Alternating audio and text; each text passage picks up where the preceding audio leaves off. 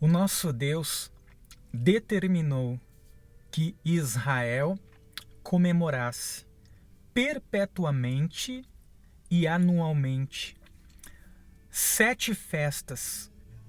Estas festas revelam o Messias e a sua obra redentora.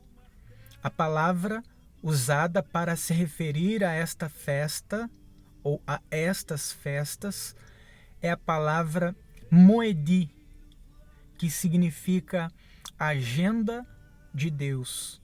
Quando o Messias tem um encontro com o seu povo. Eu vou trazer em ordem cronológica a primeira festa, Páscoa.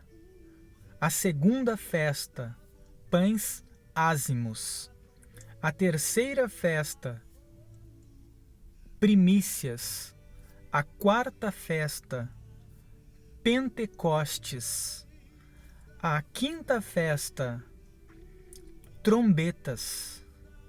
A sexta festa, Perdão ou Expiação, Yom Kippur.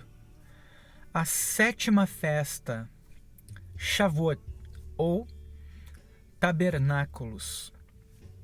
Jesus cumpriu a primeira festa, morrendo no horário em que o cordeiro pascal era sacrificado. Ele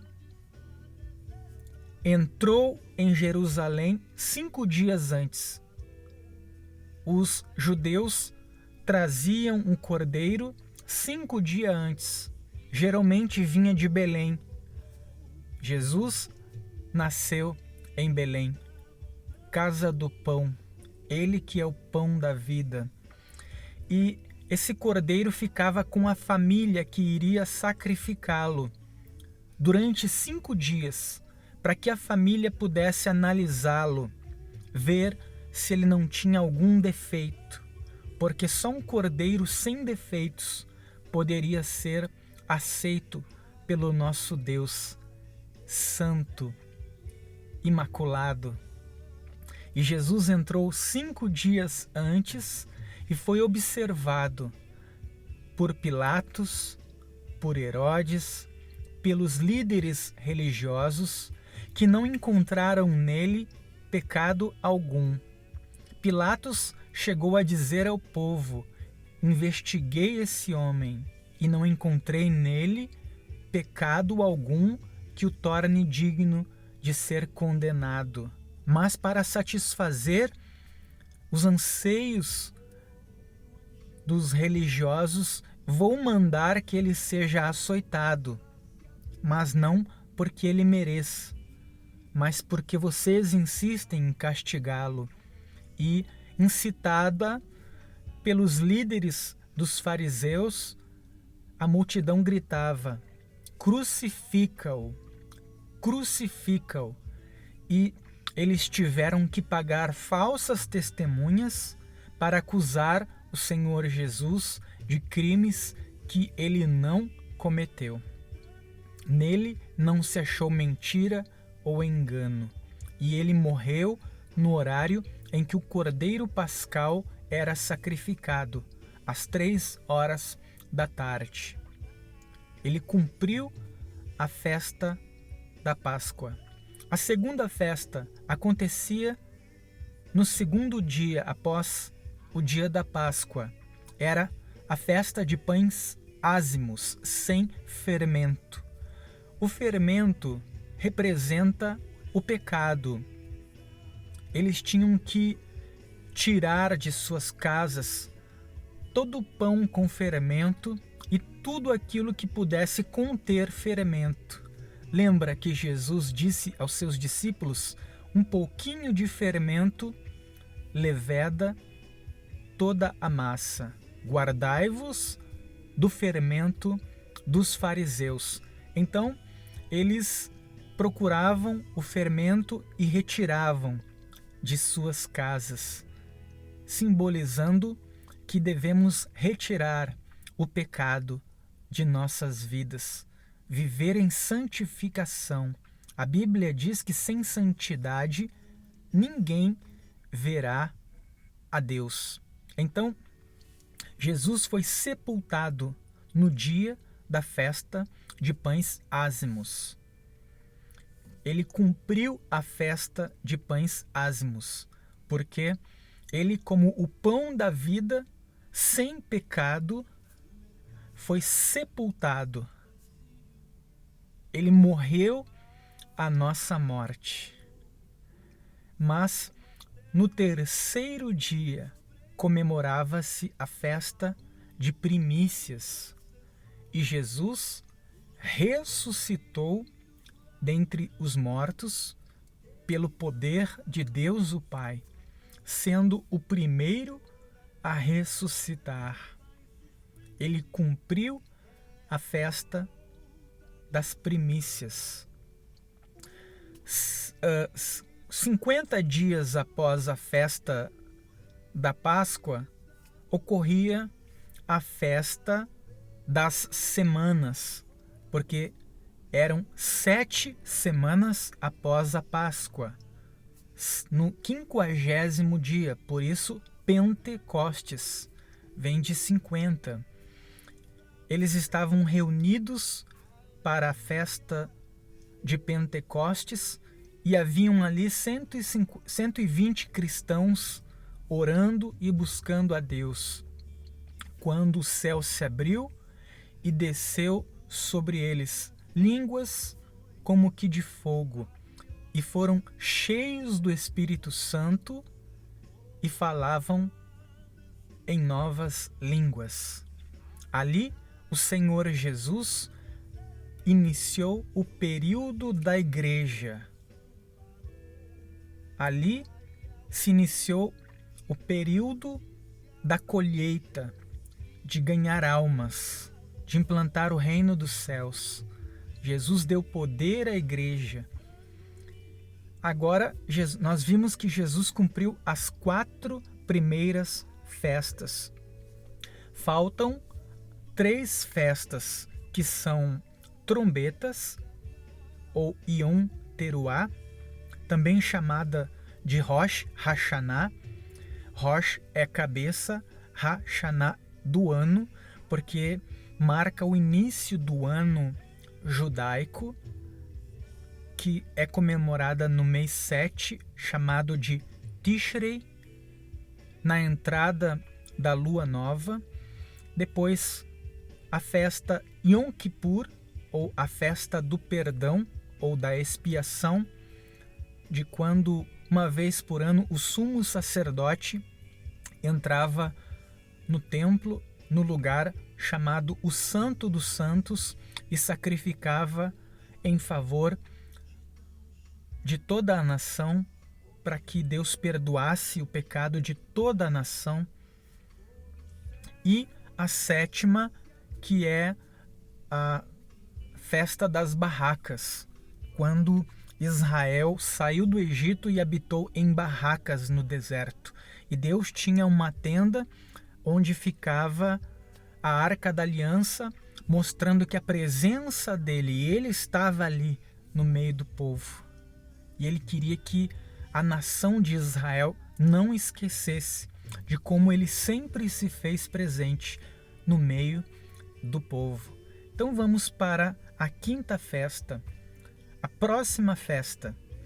Se Jesus, como o Messias, cumprir a 5ª, a 6ª e a 7ª festa da mesma forma, com o mesmo modo operante que ele cumpriu as 4, a próxima festa que ele deverá cumprir é Yom Teruah, a festa das trombetas, que geralmente no Brasil acontece no mês de setembro e às vezes outubro.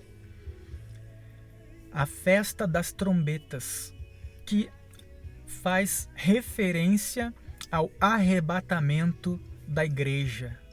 Os judeus acreditam que nesse dia Deus criou Adão e Eva, o homem. Eles acreditam que nesse dia os portais dos céus estão abertos e que Deus neste dia pega o livro da vida e confere cada nome. É um tempo de reflexão, de concerto. E eles tocam nestes 2 dias que dura a festa de trombetas, 100 vezes 33 toques, depois mais 33, depois mais 33. E no segundo dia, no encerramento do dia, no final do dia, quando entardece, eles tocam o toque Tequia Gedol, ou Gedolá, que significa a última trombeta.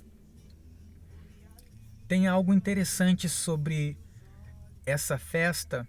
Eles olham para o céu e quando o sacerdote vê 2 estrelas grandes, eles entendem que entrou a noite, que findou o dia, que está iniciando um novo dia. Então eles ficam, e num abrir e piscar de olhos, quando aparece a 2ª estrela de tamanho grande, eles dão ordens para o sumo sacerdote, que ordena os sacerdotes a tocarem as trombetas. E eles tocam as trombetas. Aliás, o último toque, o toque Tequia Gedolá, a última trombeta, findando a festa das trombetas. Paulo disse que Jesus virá num abrir e piscar de olhos ao toque da última trombeta e vai arrebatar a sua igreja com poder e grande glória. Os que morreram em Cristo ressuscitarão e nós, os que estivermos vivos, em um abrir e piscar de olhos, seremos transformados. Daí entra o período da tribulação, que são 7 anos, a 70ª semana proferida pelo profeta Daniel. E entre a festa das trombetas e a festa da expiação, passam 10 dias.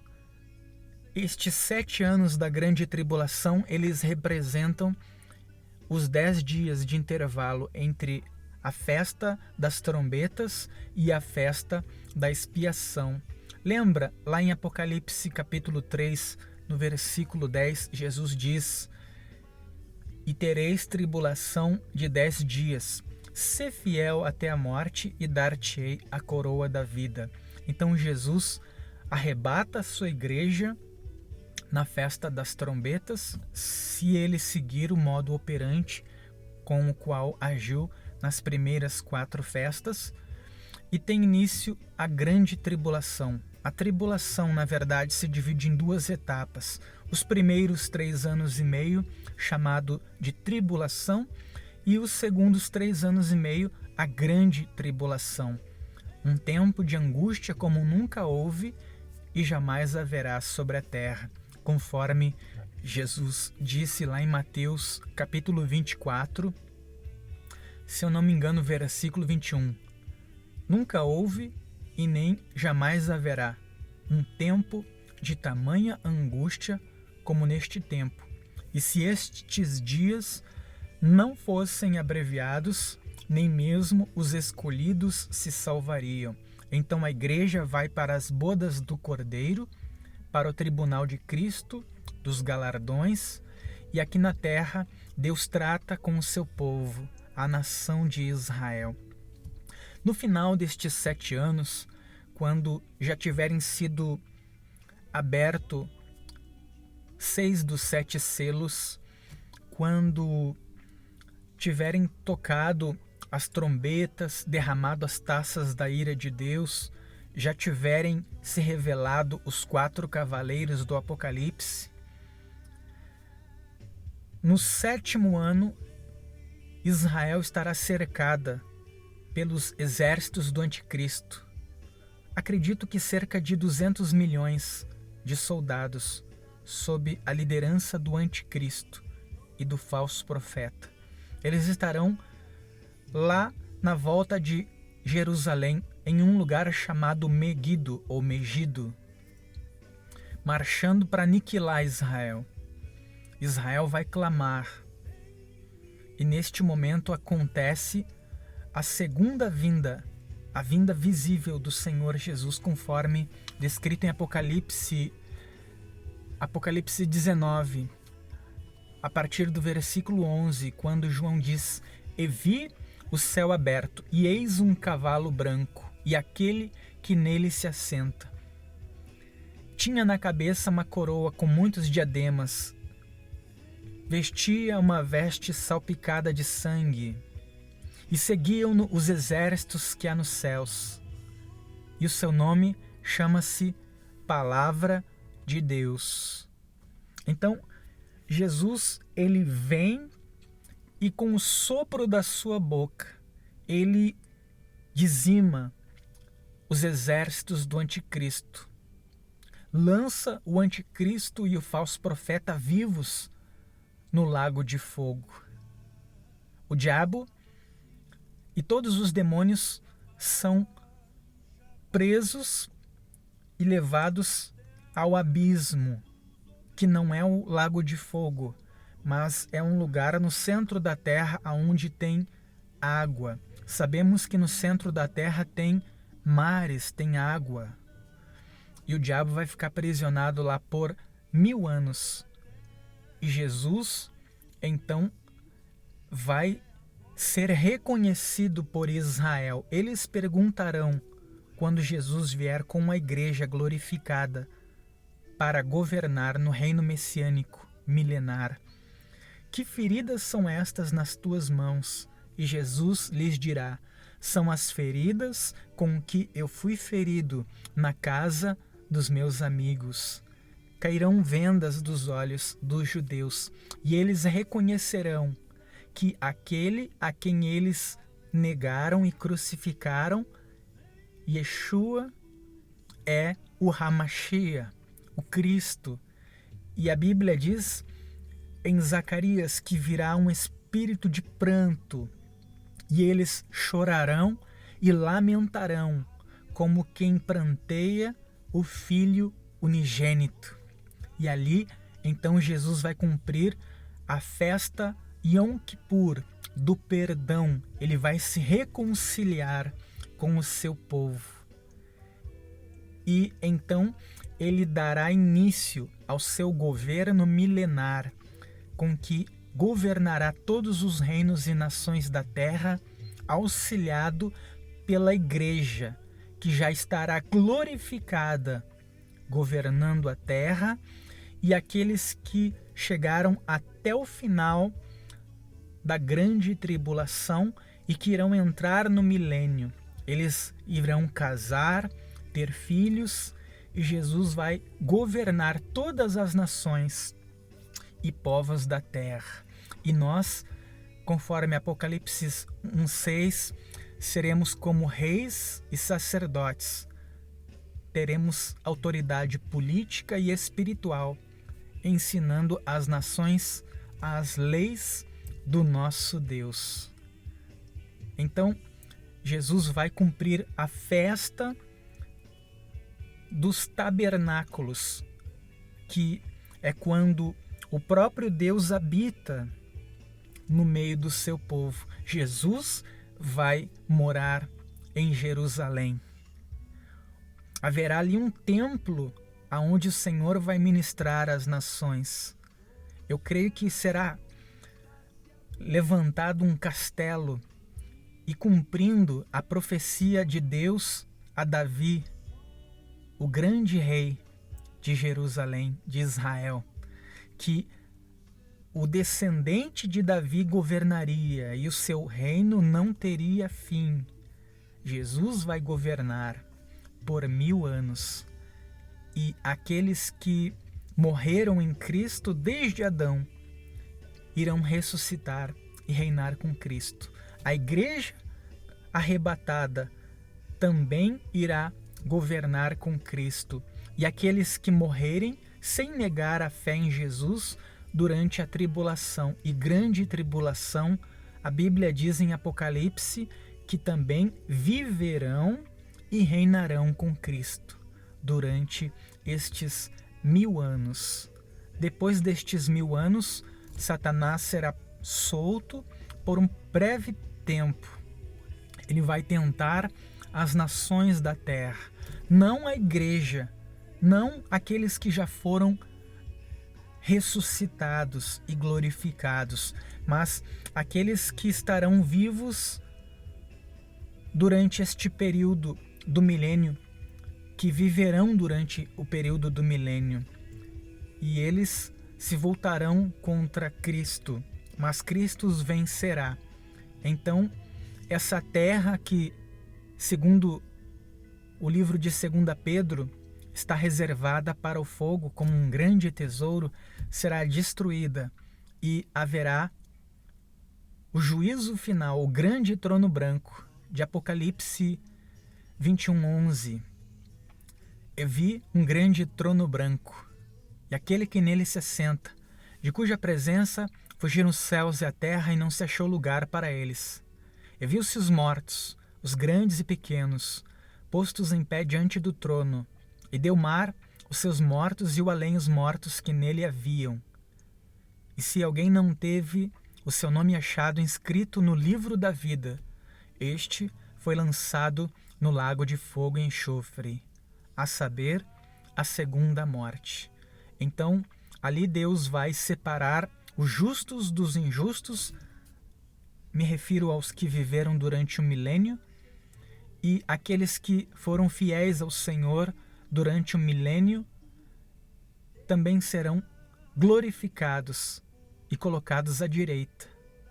E aqueles que o negaram, bem como aqueles que desde Adão morreram e foram lançados no inferno, vão ressuscitar e serem julgados pelas suas obras, e ali lançados no lago de fogo, a segunda morte, o lugar eterno. E nós habitaremos na Nova Jerusalém com o Senhor para todo sempre. Eu encerro aqui, é um assunto muito longo, se eu entrar em detalhes, não acaba nunca. Espero que você tenha entendido. Vou colocar na descrição do vídeo abaixo versículos que falam sobre estes temas que eu abordei. Deixe embaixo seu comentário, é um incentivo para que nós possamos gravar mais vídeos sobre estes temas. Deixe o seu like, o seu comentário, compartilhe. Um grande abraço. Deus abençoe.